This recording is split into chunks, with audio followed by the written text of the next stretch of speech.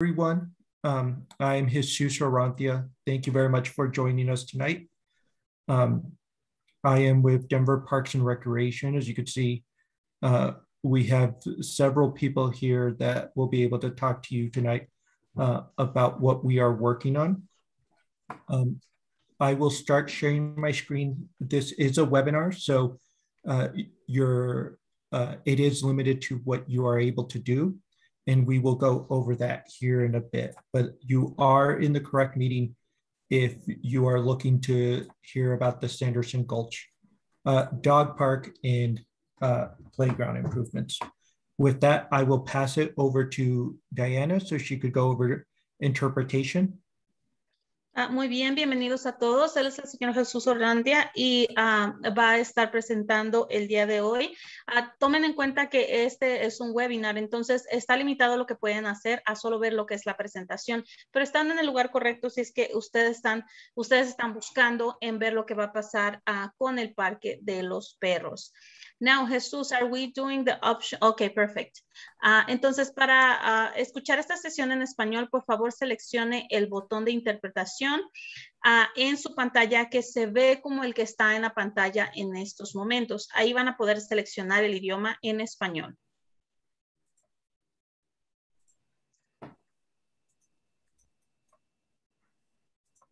Next slide, please.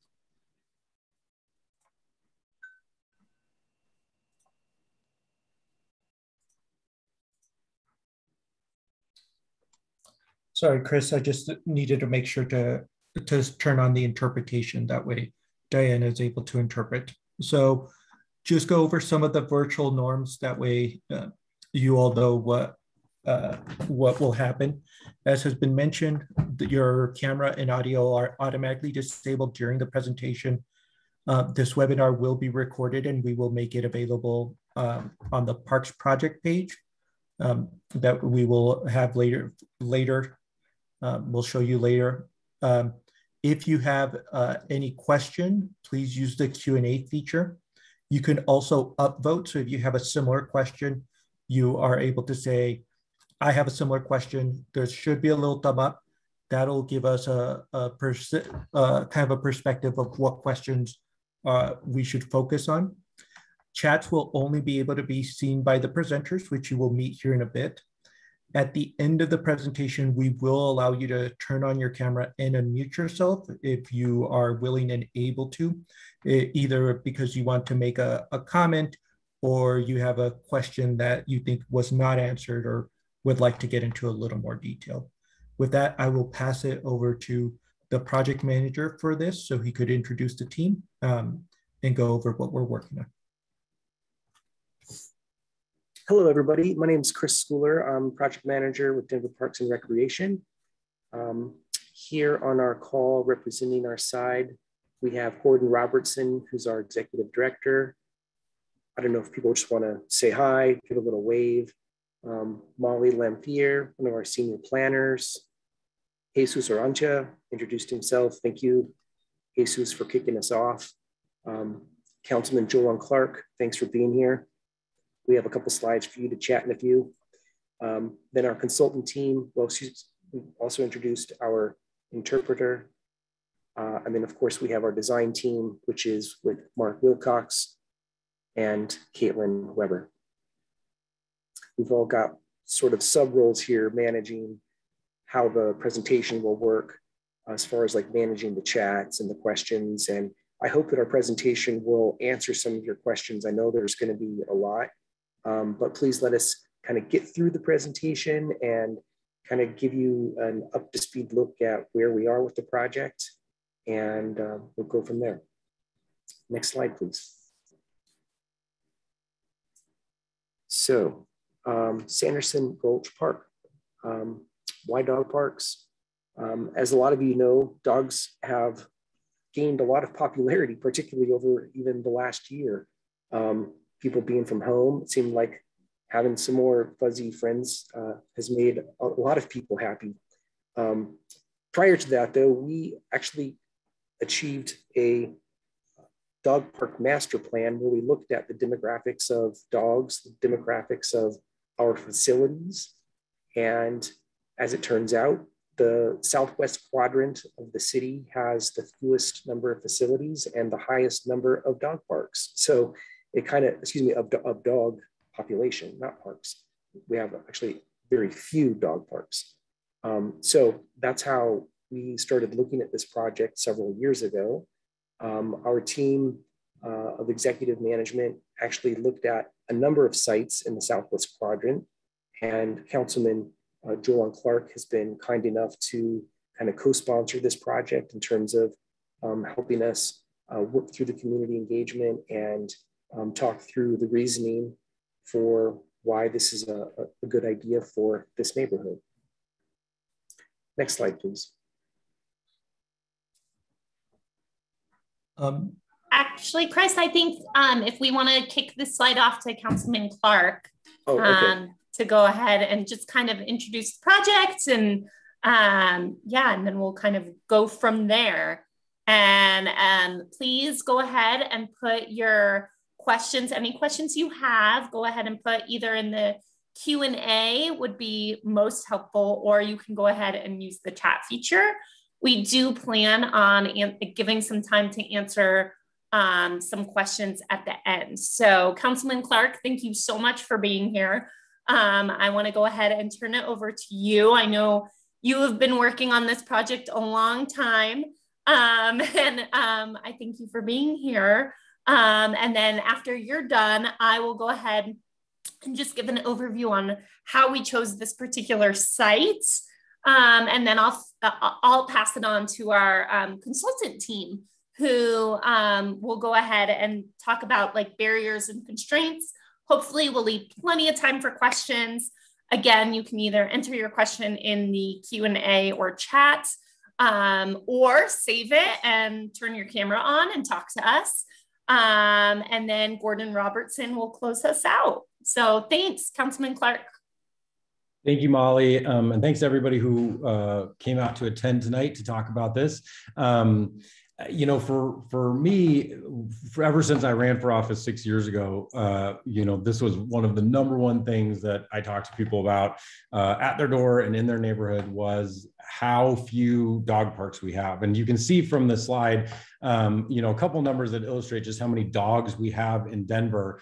But to give you another sense of the scale of just how dog a city Denver is, there are many other states who actually take pets that they can't get adopted out from their shelters, and they send them to the Dog Friends League and the shelter here in Denver because we can't keep enough dogs on hand for as many as are being adopted. So this really is, you know, one of the cities across the country that has just an enormous dog population. And what I heard from all of those people was that Denver and definitely in District 7 just had nowhere really to safely take a dog and go off leash, and a lack of dog parks and off-leash opportunities for dogs. Another thing to give you kind of the sense of scale of our growth, Denver's been in the top 5 of major cities for annual growth for as long as I've been in office and before.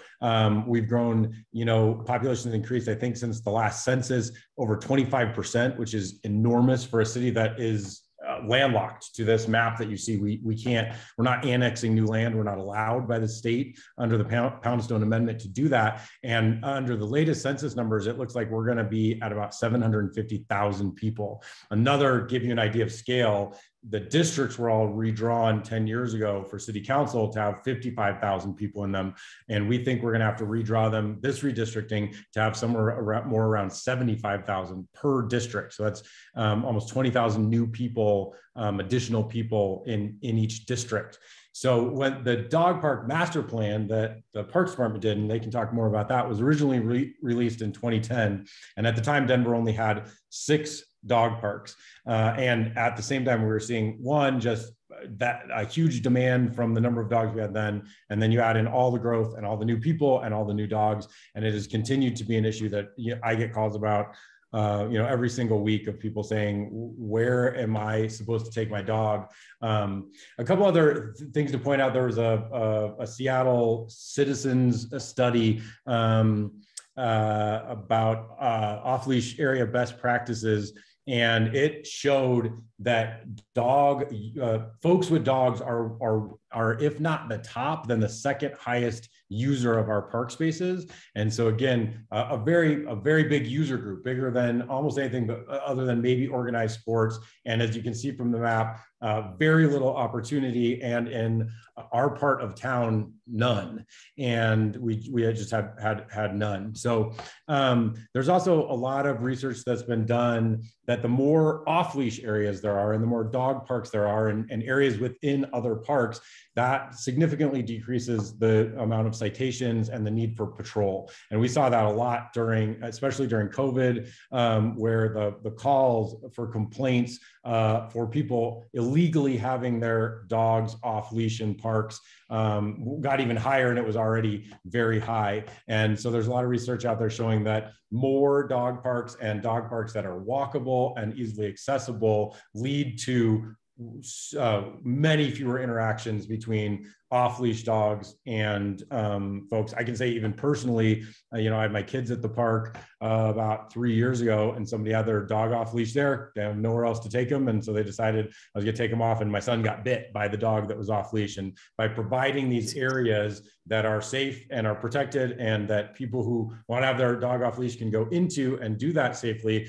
that is separated from kids and other park users, is definitely a best practice and eases tension for all users in the parks. So again,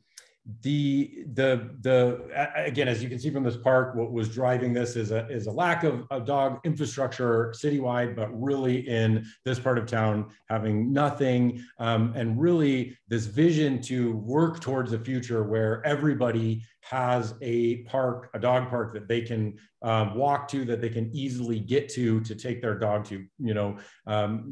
We don't need more people getting in cars and driving, especially people who want to walk their dog. And so the vision is to work towards that future. That starts with one dog park at a time to get us to that future where it's walkable. So in 2019, was able to secure a commitment of funding in the budget of about $500,000, a little bit over $500,000 for a dog park in this, in District 7, or in this big white area that you see somewhere in there where the need was and wants. Parks, I'll let them talk to how many sites. I know we submitted, from many of you who are on the call tonight, from citizens all over the district, every idea and location. So we submitted probably at least 30 possible locations that they added to other, I mean, it was a huge list that they vetted through and landed as the best spot to do this first dog park. And then we're able to, once they looked at the spot and saw that the playground was in need of some upgrades, but probably not at the top of the list yet in terms of how they rate all of the playgrounds across the city, but by being able to come in here and do this work, it would save money to combine, and we're able to secure an extra $500,000 for playground improvements as part of this project as well. So that's some of the background and some of the stuff that I was going to talk about, and I'll turn it back to Molly, I believe. Yeah, thanks so much. I appreciate it.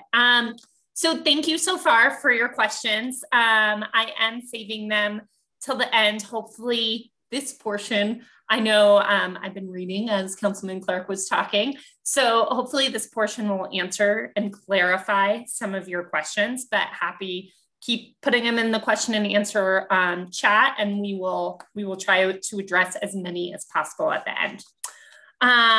So this is kind of how we went about choosing this particular site. I know there are a lot of questions on the criteria we used. This is all outlined in the Dog Park Master Plan Technical Update. So you can find it written there, but happy to go over it here. So we really look at 3 different categories. 2 are pretty easy. They're just basically check box, we check the boxes. And then 1 is a little more nuanced. So the first 2 are, there's 1 we called required conditions, that we won't even look at a park that is not, or a space for a dog park that is not city-owned property. And then we won't look at it if a park is located in a designated natural area. The second criteria is the priority locations that I think Councilman Clark, that map kind of showed, but it's looking at dense population area and service area gaps. And if you can go to the next slide, it's just another map actually showing where these two, the dense populations and the service area gap overlap. So that's really, you can see the circle, the red dotted circle is where we're focused on with this particular dog park and the sites that we were really honed in on to kind of meet that need. Go ahead to the next slide. So this is where the additional considerations are a little more nuanced. It's not necessarily a checkbox. It's more of a, if we are proposing a dog park that has, that is in any of these listed items, so the historic landmark district, within 100 feet of a school, playground, if the park is with 100 feet of low density residential homes, if it's native grass, if it's within the water body or a floodplain, if it's heavily surrounded by trees, or if it has steep topography, we just need to do additional research and kind of making sure that we can make alterations or go ahead and make more investments to make sure that we are either mitigating this or have any of these or have enough other things going for a location that really make it so we're gonna install a dog park there. So again, I feel like I wasn't very clear, but the additional considerations are really things that we look at a little more closely, but doesn't put a location off the table. So I know I just want to put it out there that the team has already met with some neighbors who had questions on this location. And we said that the floodplain was an issue, or the floodway was an issue for this particular location in the northeast corner. And we are looking more diligently at that location because it is an additional consideration. It doesn't take that specific northeast location off the table. That is very much an option right now. We just need to do some more technical work, get some more work for our consultants for Mark. All right, go on to the next slide. I'm just gonna go through some examples. Really, I know there's been concerns about this being, more in a residential dog park. As Councilman Clark said, we want people to be able to walk their dogs to these locations. I think, our biggest advocates of parks want to walk their dogs to the locations. That's what a lot of our survey respondents said when we did do the dog park update, is that they want a dog park within walking distance. And so we have 3 examples that are in areas that are more residential. I want to emphasize that dog parks come in all shapes and sizes. And I think the 3 examples that I'm going to go through really show that. So Barnum, I think, is not too far from the neighborhood. It was built in 2017. And as you can see from the map, it's near a playground and a tennis court and single family housing. It's about 0.75 acres. We have not decided, the design is not hatched out for this particular dog park. So we don't really know how big it's gonna be. We anticipate at least half an acre. So that this is kind of comparable, a little bigger than what we're thinking. It also has 2 separate areas for high and low energy dogs, which is a very popular feature. We've been asked to consider that for any new dog park. And it has lighting, which is nice. So next slide, please. So Fuller, which is in the Whittier neighborhood, is also a little bigger. It's 0.7 acres than what we are thinking. It was built in 2004 and renovated in 2011. It is directly adjacent to Manual High School, and it's single family housing. It also has a neat feature of having a community bulletin board, which I think really brings the community together, lets them kind of know what's up, not only with their dogs, but in the community, which I think is nice. Next slide, please. So the Railyard is in the LODO neighborhood. And this one's pretty small, it's 0.6 acres. It was built in 2010 and renovated in 2011. This one is surrounded by not dogs, sorry. This one's surrounded by apartment buildings and it has a street, and we haven't really had any formal complaints about that or dogs jumping that fence or anything like that. So just another example that you know, these dog parks come in many shapes and sizes. As you can see, some are really big, some are small. We have learned a lot about drainage and surfacing from the current number of dog parks we have. And we also are letting this community engagement process, this is the first public meeting for this dog park and playgrounds, to hopefully dictate some of the features you see here, including like fencing and shade structures and gravel, things like that. So once the dog park is designed, I do want to mention, we do have park rangers that go to the dog, that frequent the dog parks to check on the park and diligently check any complaints we receive from 311. 311 is a popular tool for us planners to look at to see if there's complaints about dog parks, to do lessons learned, things like that. If a dog park is not taken care of, we do have a system to warn people that if they don't clean up after their dog, the dog park will eventually get shut down. Since I know some people have concerns about, you know, dog park feces or keeping it clean. And so that's kind of our system. Although I will say that shutting down a dog park is pretty rare, doesn't happen too often. So, excuse me, Jesus, please, next slide. So this particular site, as I talked about all the criteria that we considered, it definitely meets our required conditions and our priority locations. As I said, we really didn't look at any sites that didn't check those boxes. We also were really attracted to this site because of the playground renovation. We think it's important. And we thought that a dog park would help activate the park as well, which is one of the things we look at.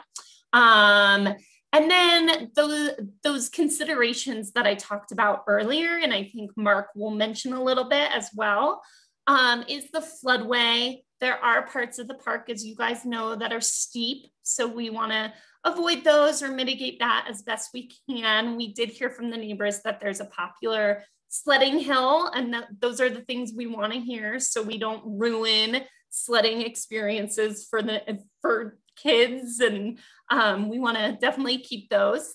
There's large trees, so we'll have to, you know, consult our forestry colleagues. And then, yeah, just keeping it a distance from the playground. We said 100 feet. I do anticipate that the dog park will be 100 feet from the playground, but again, this is a consideration. I think it's important from the neighbors that we have heard from. We hear you that is important and an important concern. So with that, I think those are my slides. I look forward to answering your questions on this and talking more about it, but I'm gonna turn it over for the last portion to Mark. Thanks, Molly. That was a good overview of the priority conditions and additional considerations, and that really kind of builds on what I'm going to share here in a bit. And thank you, Councilman Clark, for your insights and knowledge on the previous planning on site selection and need and level of service and gaps.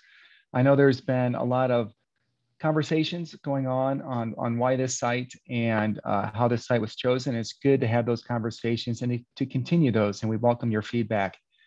This map here shows a little bit of analysis of what we're going to call the existing conditions and some of the features with the site itself. The light blue is the 100-year floodplain as identified by FEMA on their firm maps. So one of the additional considerations is try to remain outside of that as much as possible. And there's going to be some concerns with water quality and proximity to the floodplain. So we'll need to address those with any kind of designs that are forthcoming. The orange dotted line are the existing trail networks that are out there right now, as you can see, where they cross the floodplain and where they kind of divide the site and separate the more formal bluegrass areas from the native areas.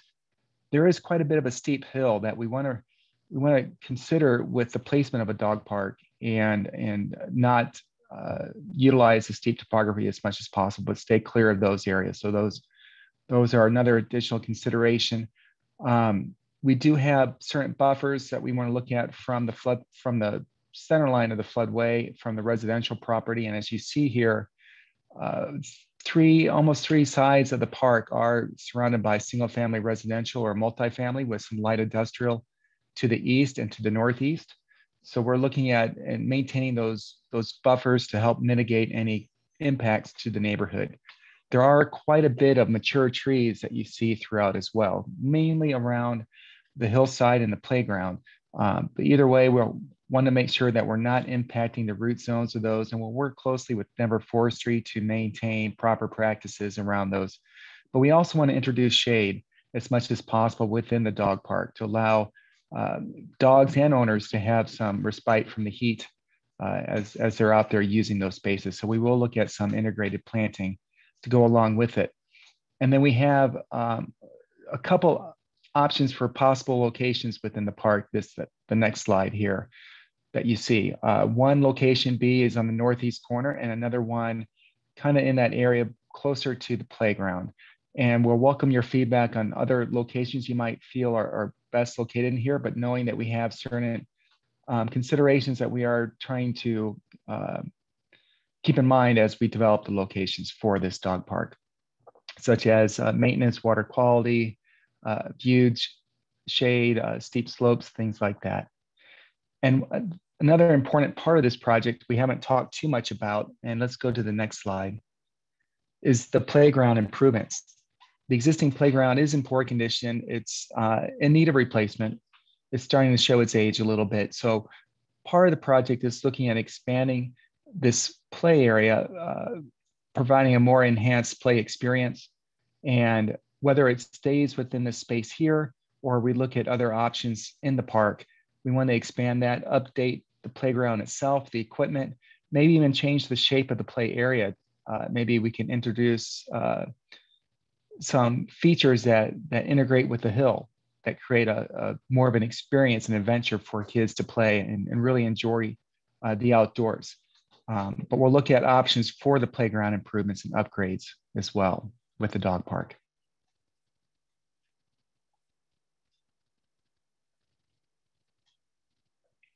And with that, Molly, do you want me to go ahead and introduce the survey?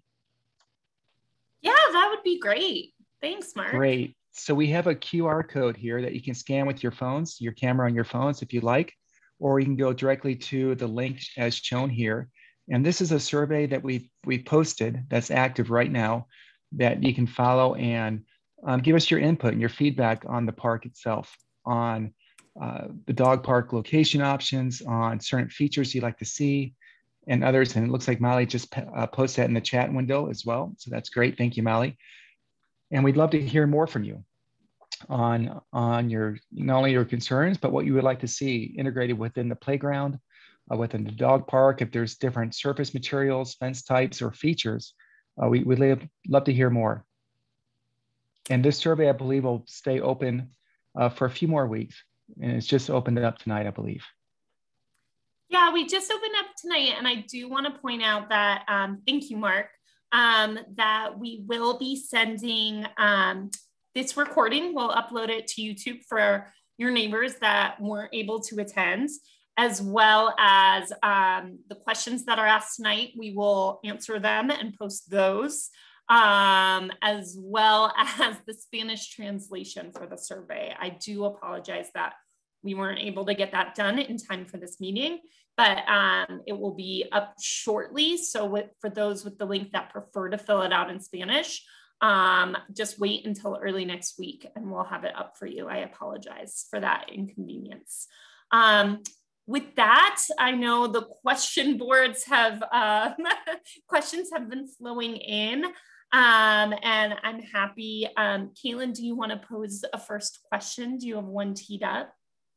Yeah, so there's a first question from Angel Moreno, and it says, in doing research years ago, was it ever discussed with the immediate neighbors? If so, how was the information communicated?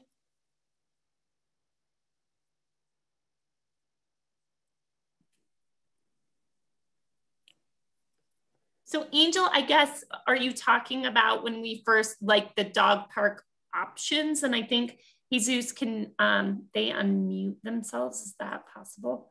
I guess I just want clarification on what exactly you are referring to. So Angel, I am gonna unmute you, or I will, you should be able to unmute yourself. Okay, I should be able to hear you. I just did. Can you hear me? Yes. Okay, what I'm referring to, I think Councilman Clark was speaking and he said that it was, or somebody was speaking and said that it was researched years ago with the executive team and so on, that it was the Sanderson Gulch Park or dog park was discussed years ago.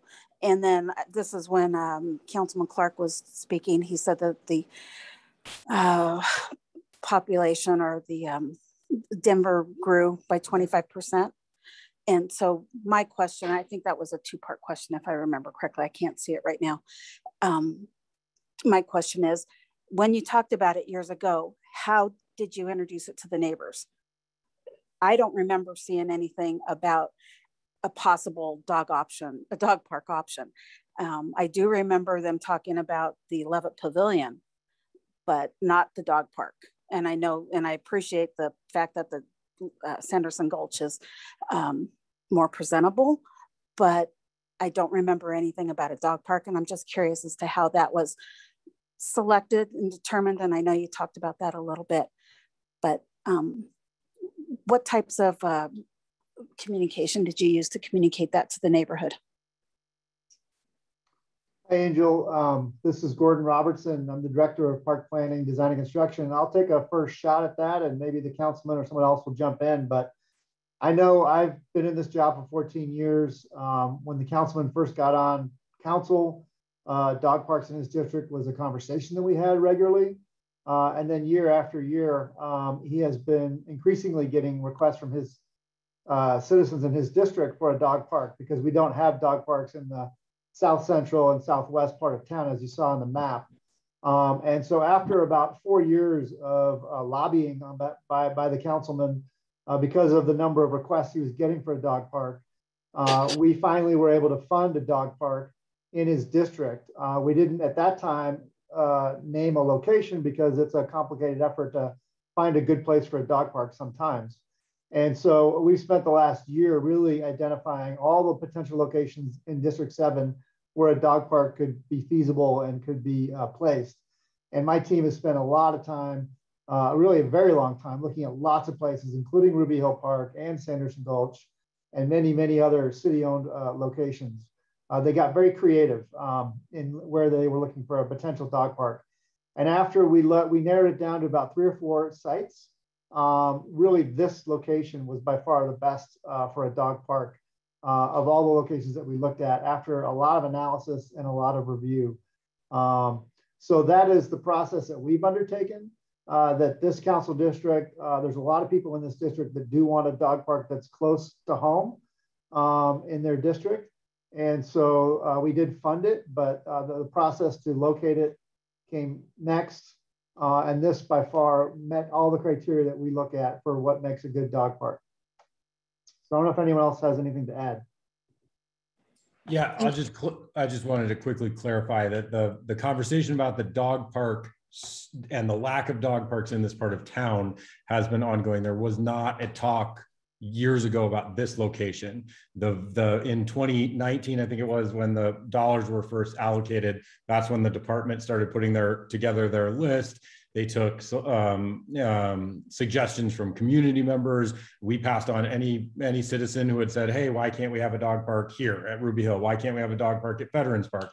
Why can't we have a dog park in the middle of Wash Park? Why can't we have a dog park? So we passed all those on, and then they had a list, that Gordon mentioned, that then they vetted through, then that's what Gordon had talked about. But I just wanted to clarify that piece from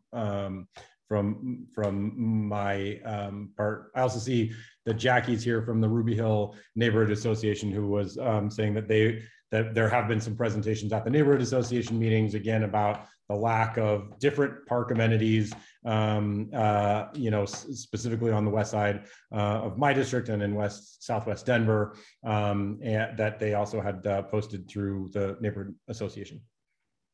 Thank you.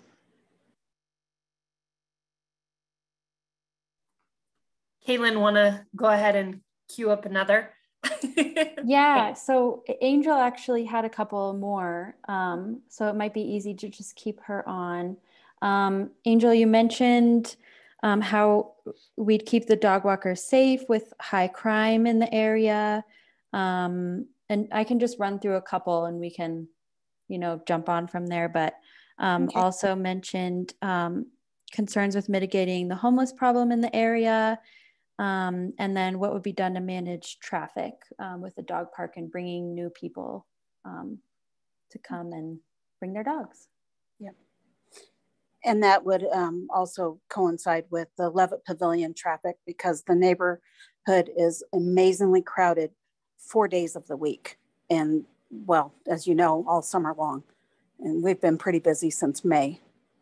And so that it just makes me wonder how much more traffic that will add. And I know that you're wanting to have people do more walking to the parks so they can walk their dog, but people already do that. My son already does it as well, walks his dog, my neighbor does it, and so on. So I was just kind of wondering, I think by building a specific dog park, it's gonna invite others, which, it's nice, but it's going to increase the traffic. And what we here in the neighborhood see, we lose parking. People park on sidewalks in front of driveways. We've had cars towed because the parkers are inconsiderate and park right in front of your driveway. And they park on the grass and on the sidewalks and on the corners. And it's just amazing. And that's just the parking issue. And that's just Levitt Pavilion parking. Add to that possible dog walker visitors. And then, of course, we have to call every now and pretty regularly for gunshots in the area, and then the homeless problem. The other day, we just reported, it was one of the homeless, somebody that is in that area down at the Sanderson Gulch on the pan there. They have their vehicles there. One of them followed my daughter, who was doing a run around the park, and they followed her. And it's like, oh my gosh. And she didn't realize it was part of the homeless camp until she saw that car there the next day. So all that is a concern to me when you add more people in the mix. And so, we have safety issues, we have parking issues, the traffic issues, and it just, we have other issues to fix. And I appreciate the concern for activities, but Angel, thank you very, very much. I think Gordon, if you want to, there was a lot of questions on there, and we have a lot of questions to get to. If you want to try to take and answer some of those concerns. Yeah, no, I want Angel to know that we understand that Levitt has become a huge success, and that is a benefit to the neighborhood in so many ways. But I totally appreciate the parking problems that you're experiencing, and that we as a city and as a parks department, we want to take that, and we want to take your concern very seriously, because I understand that some of those events get very large, and I can only imagine the impact that it is having on your neighborhood. So I completely understand that and appreciate it. I would tell you that I'd like to flip your view of this amenity 180 degrees, because when we look at activating parks, there's two things you can do to activate a park: a community garden or a dog park. There's nothing else that does it as well as those two amenities. And I'll tell you why. It's because people come and go in the morning, afternoon, and evening sporadically throughout the day to a dog park or a community garden. Basketball courts are tending to be after work or after school. Athletic fields are all at once in the after work or after school or weekends. But these amenities bring people to the park for good purposes, and so you have eyes on the park pretty much all day and into the evening. But there isn't a rush at one time. So I don't think parking for a small dog park in this neighborhood, it's going to be a neighborhood amenity. Maybe, it's not going to be a regional dog park where people are driving from all over to get here. And dog parks are popular, but people go at all different times of day. So it's not a rush at one time. So I don't think this will significantly add to your parking problem. It's really meant to service your neighborhood and neighborhoods nearby. So to the extent anyone has to drive, again, they're going to come at random times that's convenient for them. And the 11th pavilion tends to be, later in the evening. So that interaction of parking, I don't think will be an issue related to the dog park. That doesn't mean you don't have parking issues related to Levitt, and I get that. Additionally, with regard to the homeless issues, again, that park is somewhat lightly used, as I've seen and experienced over the many years I've been here. And again, a dog park amenity and a new playground combined will bring a lot of good uses to the park. And the best way to deter negative uses and encampments are positive uses in a park, especially positive uses that are extended out throughout the day, like a community garden or a dog park, where people are coming and going all day long and into the evening hours. So, it may not solve your problems, but I don't think a dog park will detract. And again, will probably make it a better park because you'll have more positive activity in the park happening. So I think that's my best answer to your concerns. Thank you, Gordon. I do want to, Chris, I know you had kind of a question on deck about the floodway and the floodplain. In particular, I'm trying to find it. But if you could go ahead and address that, what is the concern with the 100-year floodplain? What impact would that have on a dog park? So maybe Mark and Chris can tag team this one. Yeah, sure. Let me just go back to something that Gordon was saying, talking about safety, because there was also a question about the possibility of adding lights. And while lights tend to be rather expensive, it is a possibility. And certainly safety is one of the major concerns that we have in doing any kind of improvements. So keeping good visual pathways available, you don't want to make places where people can hide, but adding lights could be something that we look at for special occasions. And then as far as the floodway goes, it's a recommendation or a pretty stringent guideline actually that we not build in the floodplain or the floodway. And so the maps that we looked at earlier will be our guide. And I do not anticipate us trying to build in along that floodway. It's just not a good combination of uses, having, dog excrement, stuff like that will hopefully be picked up, but we don't want that being, matriculated into the waterway. And just to add to that, Chris, and thank you, that was a good explanation. The floodways are managed and regulated by FEMA. And so not only with the water quality from any kind of runoff from the dog park, we're looking at capturing that water, treating it before it goes into the waterway to help improve the water quality, but there's also regulations on hydraulics.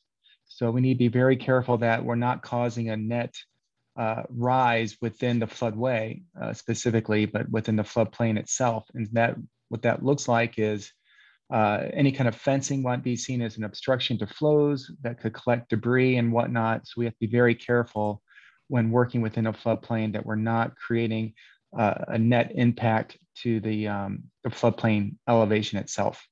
So those are all considerations when developing the plans, and further analysis needs to be made before we can commit to anything within the floodplain. Thanks. So I just want to do a time check. We have about 10 minutes left, and I know Gordon has some closing comments. So I think we have time for a couple more questions. Caitlin, do you have one teed up? Yeah, so jumping off that floodplain question, there was another one from Jackie Geiselman. She asks, along with the floodplain consideration, will there be other environmental considerations? This area was just resown and a lot of wildlife has come back. Will this be a part of the plan? Thank you, Jackie.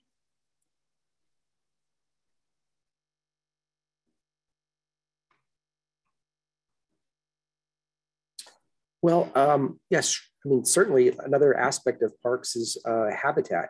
And, you know, in the selection of trees and also the proximity to Sanderson Gulch, we want to be sensitive to either migrating birds, or even we've heard, you know, there's beavers that live along the Platte River corridor. Those are definitely things that we want to consider. And we, again, don't think that like a dog park, a small dog park, is going to be a negative impact on any of those things. There's enough separation that the riparian corridor can still kind of operate and be a travel through for either migrating birds or, you know, small animals. I don't know, Mark, any other thoughts?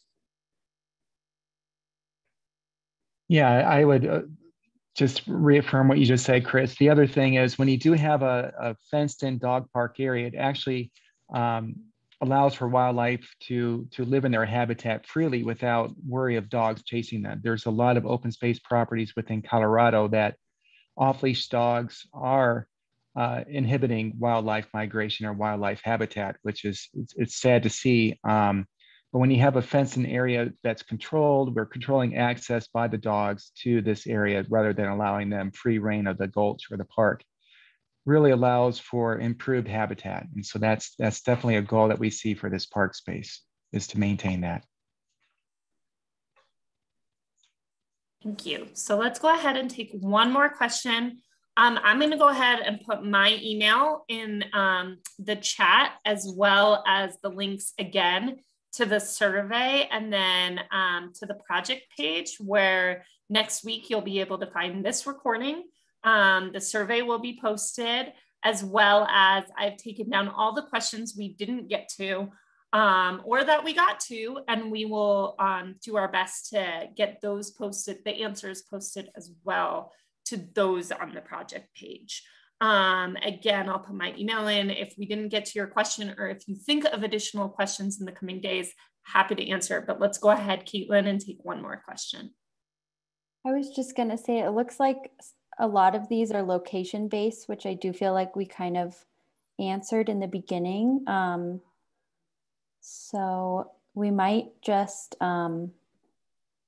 Yeah, there's one question I saw that maybe we haven't addressed, but okay, that's correct, Caitlin. Most of mine seen were based on site selection and why this site. But there was one question that came up about Washington Park, and if there's any plans for a dog park at Washington Park at some point in the future.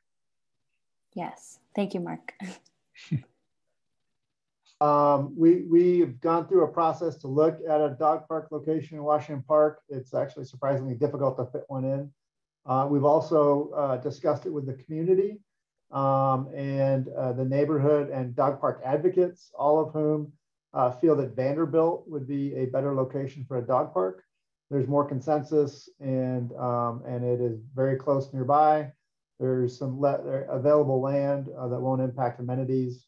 And so we are working with some community members to have some community dialogue about a, I'm sorry, did I say Vanderbilt? I meant veterans. I was about to clarify that it was veterans. I meant to say Veterans Park nearby. So we are looking at Veterans Park as an alternative location for a dog park in coordination with the residents and the community members.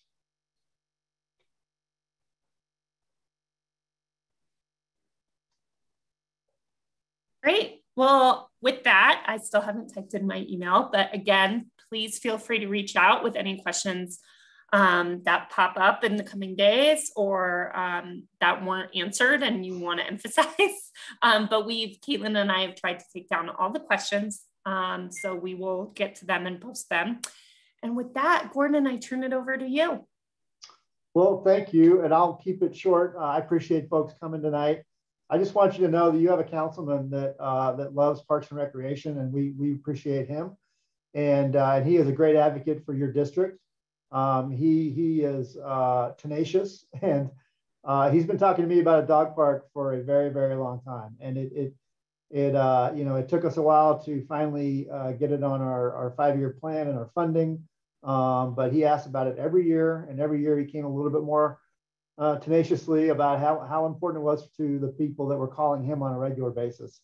And so we're excited to finally deliver a dog park to the southwest part of town, so to speak.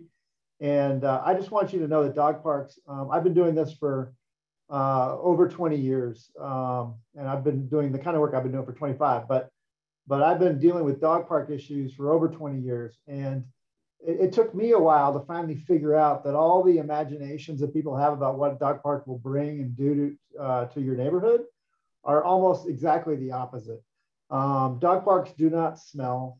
Dog parks are typically not noisy, or certainly not for any extended period of time. Dog parks bring good people to your neighborhood park. And in fact, it's more of a people meeting place than it is the dogs kind of sit around and, maybe run after a ball and then hang out with the other dog. It's the people that get to know each other, that they didn't know their neighbor from 2 streets over, and now they get to know their neighbors. It's the kind of amenity that people come to, as I said, all throughout the day randomly. So there's not a dead period of time where the park isn't being used. So I get that when you're not familiar with dog parks, you begin to think the worst. But in fact, all the things that you typically think about are really not accurate. If you go to Fuller Dog Park, it's across the street from a residential neighborhood. A lot of our Barnum is right across the street from we're not getting 311 calls complaining about noise or smell or parking. To my knowledge, we have not received any negative comments related to those issues around dog parks. So I know that it sounds like those things might happen. You might think those things might happen, but that's not been my experience over 20 years. And we've designed and built a lot of dog parks in Denver in the last 10 years, and we're not having those problems. So I get that that's top of mind, but again, in our experience, that doesn't happen.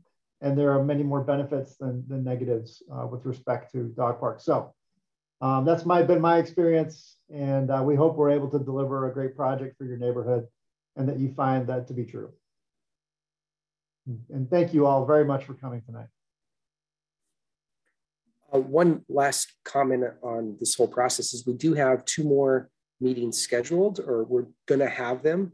They have not been, those dates have been picked, but we need to follow up with all of the questions here. We need to do our own due diligence, continued with the looking at this site, and then also take into consideration the survey. So Mark, could you tell me again, how long will the survey be open? You're on mute. Molly, have we decided how long the survey is going to be open? I think we're going to have it open for at least 2 weeks. Cool. At least 2 weeks. And we will see what the response is like. If we feel like we aren't getting response from the direct neighborhood, we can keep it open longer. But we're also posting yard signs you'll see them around the neighborhood. So we hope that we get a good response, and we especially... And those were posted this afternoon. Oh, great. So you may have already seen the yard signs, but please share it with your neighbors. We always strive to really get a survey that is representative of the neighborhood. And it really gives us, for our next design steps, it will really help. Yeah, so we'll circle back here in 4 to 6 weeks and kind of tell you what we've heard and what the conclusions are at this state in the game. But, thanks all for coming.